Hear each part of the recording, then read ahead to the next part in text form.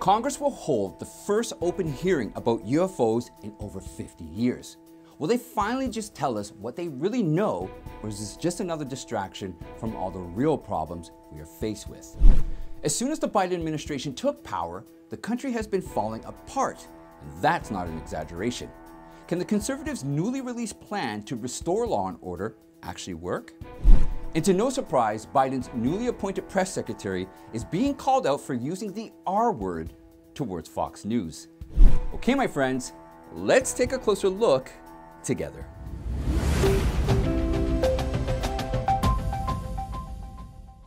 Well, if there's anything, it's rotating. In night vision video from a Navy destroyer, a mysterious flying triangle above the deck of the ship. The Pentagon confirming the images obtained by documentary filmmaker Jeremy Corbell were taken by Navy personnel, expected to be a part of a report on unidentified aerial phenomenon to be presented to Congress this summer. But some of the objects go beyond just flying in the sky. One shows a spherical object dipping into the ocean, similar to an incident in Puerto Rico where an object was tracked buzzing an airport, then flying into the water, popping back out before appearing to split into two and disappearing.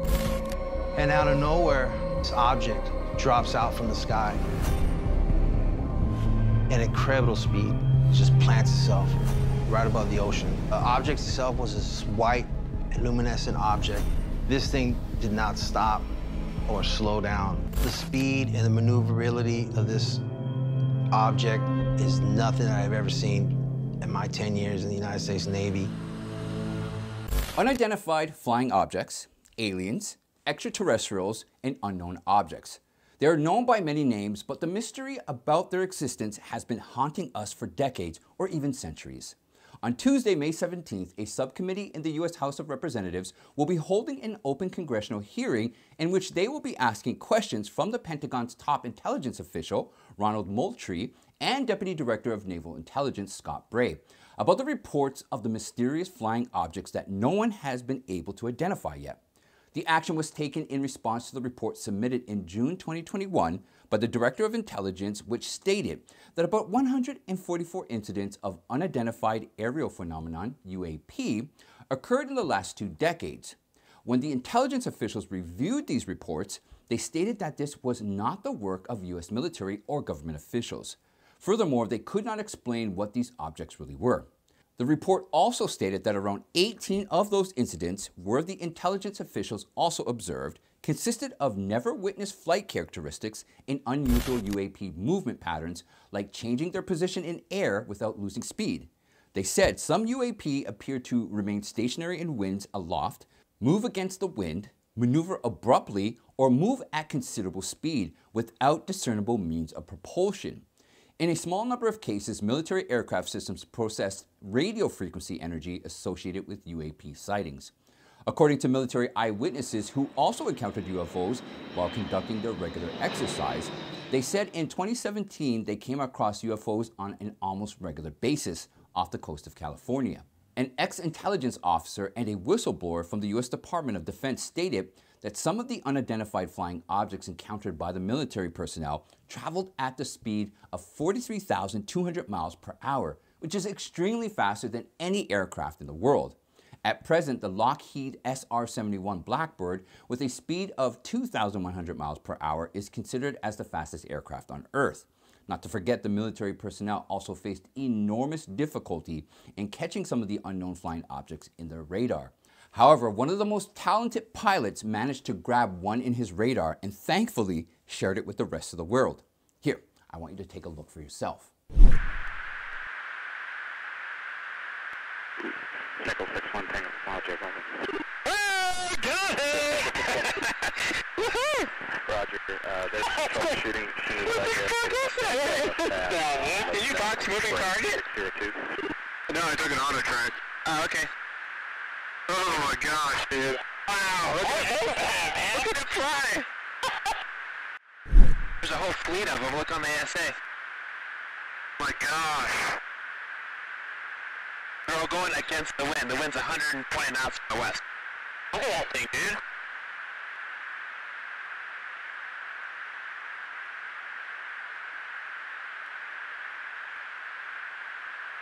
That's not our LNS though, is it? It's not. That is the LNS, dude. Well, if there's like... Look at that thing! It's rotating.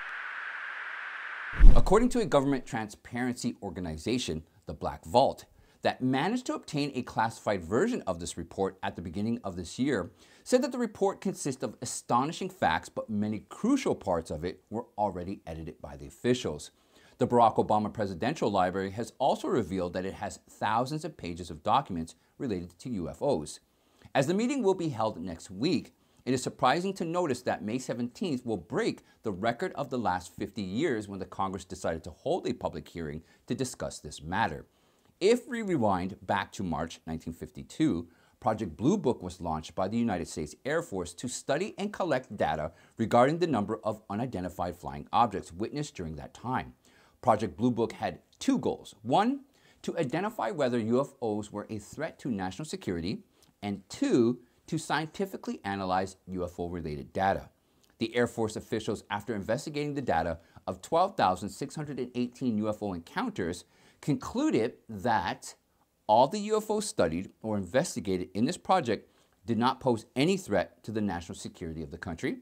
No sufficient evidence is provided by the Air Force officials to prove that UFOs consisted of technology beyond the range of present scientific knowledge, and no scientific evidence was provided that proves that unidentified objects were extraterrestrial vehicles. Therefore, Project Blue Book was terminated on December 17, 1969. However, the mysterious part is the names and other personnel's information of all those witnesses who encountered the UFOs were removed from the report. Fast forwarding to 2022, both the top defense intelligence officials will be facing the House Intelligence Committee's subcommittee on counterterrorism, counterintelligence, and counterproliferation. According to Representative Adam Schiff, who chairs the House Intelligence Committee, the purpose of this hearing is to give the public an opportunity to hear directly from subject matter experts and leaders in the intelligence community on one of the great mysteries of our time, and to break the cycle of excessive secrecy and speculation with truth and transparency. There is still much to learn about unidentified aerial phenomena and the potential risk they may pose to our national security. But one thing is sure, the American people deserve full transparency, and the federal government and intelligence community have a critical role to play in contextualizing and analyzing reports of UAPs.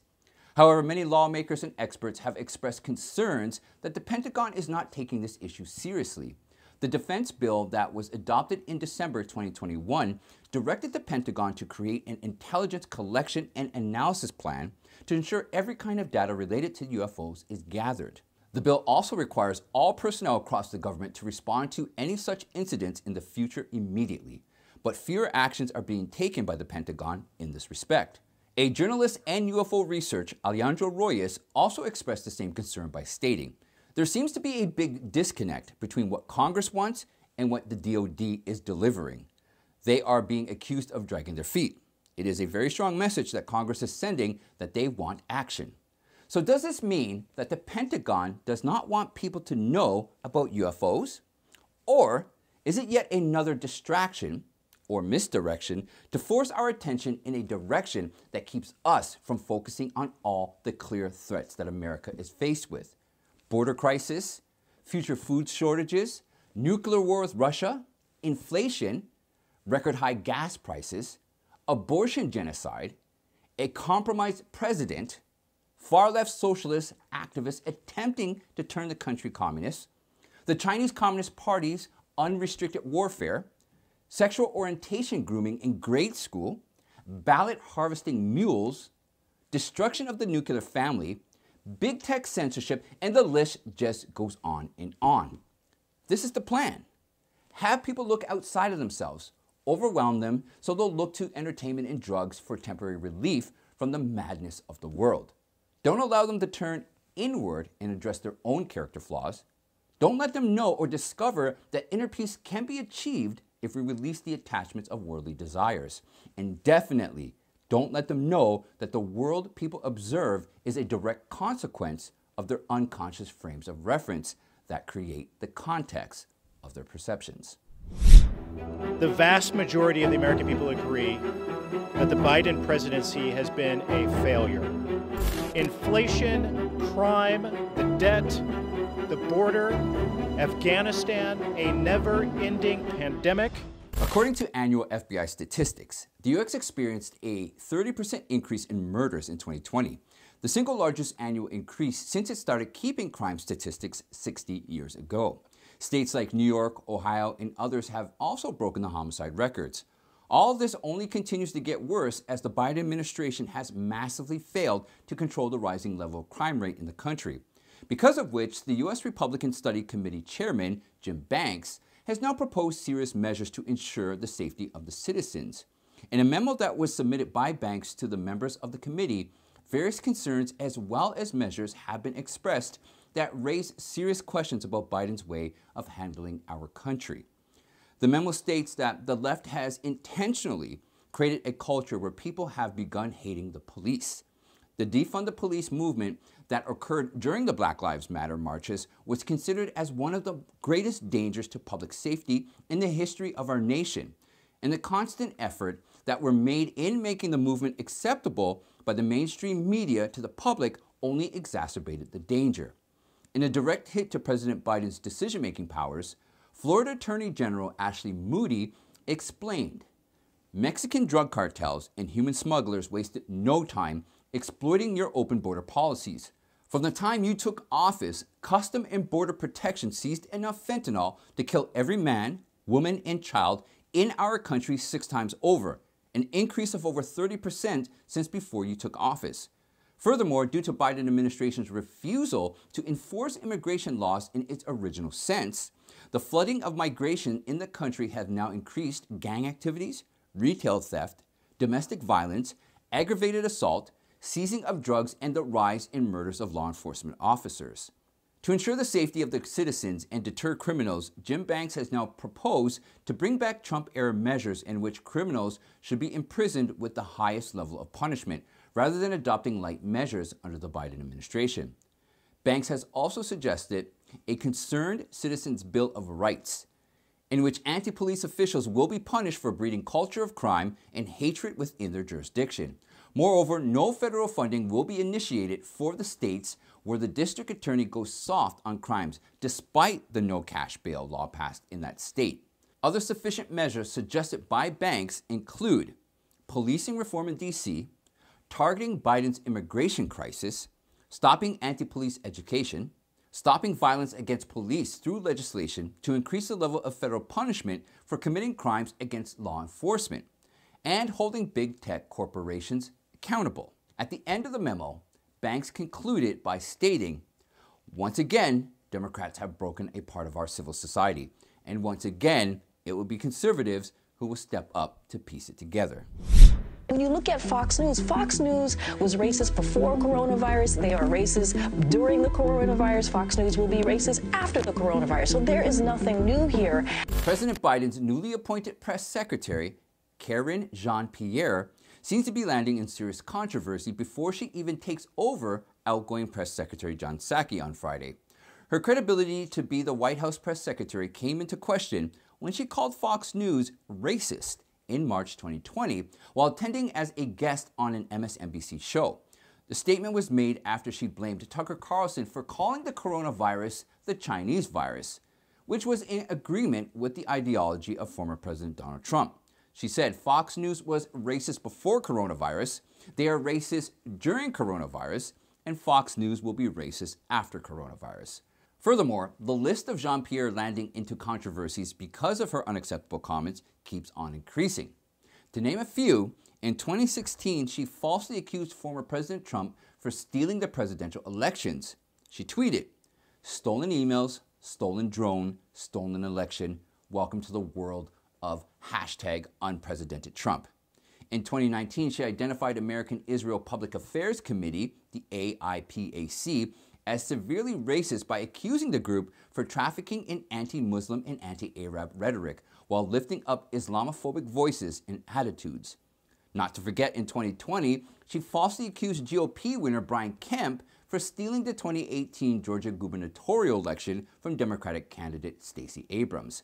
Now, all these facts throw light on her unacceptable behavior that also raises concerns about how she will maintain relations with the Fox News representatives when she replaces Jen Psaki. However, despite knowing about all these facts, President Biden said she not only brings the experience, talent, and integrity needed for this difficult job, but she will continue to lead the way in communicating about the work of the Biden-Harris administration on behalf of the American people. Elon Musk finally weighs in on whether he'll reinstate Trump's Twitter account. And we are following developing news. Elon Musk is speaking out about the Twitter ban against President Trump and whether he would lift it if the deal goes through for his purchase of the social media platform. I do think that it was not correct to ban Donald Trump. I think that was a mistake. After a series of comments storming the internet on whether Elon Musk will bring back Trump after taking over Twitter, the richest man in the world has now finally confirmed by stating he would lift the ban on Trump's account once he takes over the company officially. When asked recently in a virtual event about his views on Twitter banning Trump permanently, Musk expressed that banning Trump was morally wrong and flat out stupid. He said, "I do think it was not correct to ban Donald Trump. I think that was a mistake. It alienated a large part of the country and did not ultimately result in Donald Trump not having a voice." With respect to Twitter's policy of imposing permanent ban on people's accounts, he said imposing a permanent ban on an individual could be exercised in very rare circumstances. Instead, they should be used on spam accounts. Using it frequently on people reduces the trust of people in the company. Moreover, he said, if there are tweets that are wrong and bad, those should be either deleted or made invisible. And a temporary suspension is appropriate, but not a permanent ban. Not to forget, Musk on Monday openly criticized Twitter for favoring the accounts of left-wing individuals. As Trump on April 25th revealed that he will not be coming back to Twitter due to his focus towards building his presence in his Truth Social application, Musk also supported his decision by stating, he's now going to be on Truth Social, as will a large part of the right in the United States. So I think this could end up being, frankly, worse than having a single forum where everyone can debate. And that's it for today, my friends. Don't forget to like and share, and most importantly, join our member site and support the mission to deliver truthful information. I rather depend on the generosity of you, people I can trust, than ever depend on YouTube again. I'd like to thank you all for spending time with me, and I'll see you next time.